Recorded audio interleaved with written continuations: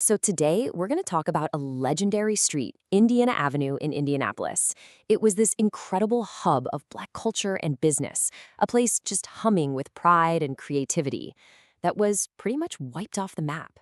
We're going to dive into its amazing rise, its really tragic fall, and what's happening now to bring it back.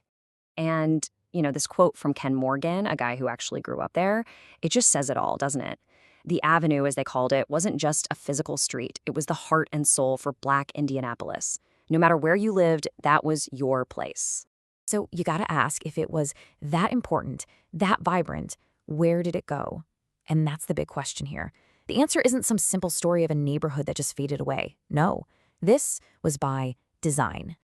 To really get what was lost, we have to rewind a bit and see how it all started. See, Indiana Avenue wasn't just a bunch of stores and clubs.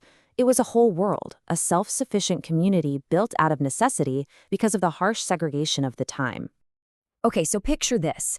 After the Civil War, you have the Great Migration, and Indianapolis's Black population just skyrockets. We're talking from under 500 people to over 15,000 in just 40 years. That's a 3,000% increase. This created a massive need for a community that could take care of its own because the city around them just wasn't going to. And right at the center of this economic engine, you have an absolute legend, Madam C.J. Walker. Seriously, she wasn't just an Indianapolis icon. She was a national trailblazer who built a massive business empire right from her headquarters on the Avenue. And by 1927, her vision became this incredible physical landmark. The Walker Building was the anchor for the entire district. People called it a city within a city, and for good reason. It offered almost everything the Black community needed, all under one roof. I mean, just look at what was inside.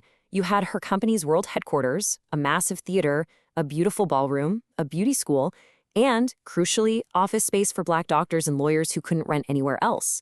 It even had its own drugstore and coffee shop. It was literally a one-stop shop for commerce, culture, and community. But okay, if business was the bones of Indiana Avenue, then jazz? Jazz was its soul. This is what really put the street on the map, nationally and even internationally. And look, they didn't call it the Harlem of the Midwest for nothing. With more than 30 jazz clubs packed into the area, the Avenue was a key stop on the circuit for musicians traveling between places like New York, Chicago, and Kansas City. This wasn't just some local scene, it was a bona fide musical powerhouse. I mean, the talent that came through here was absolutely insane.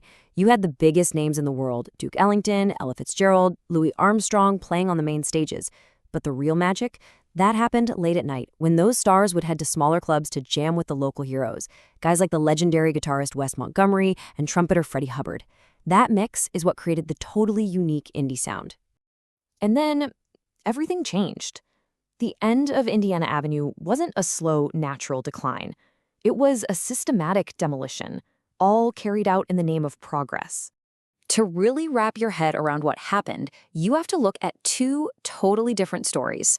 The official story you might hear is that the neighborhood just kind of declined as people moved away.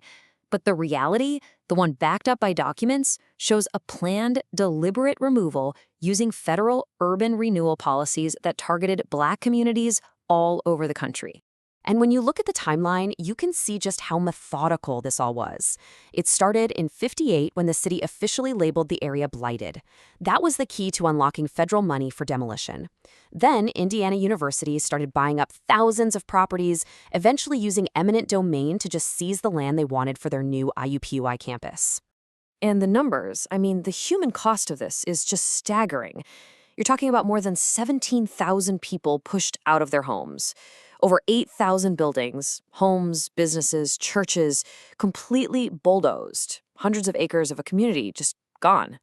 And look, if you have any doubt about whether this was intentional, just listen to this. This is from a confidential university memo at the time.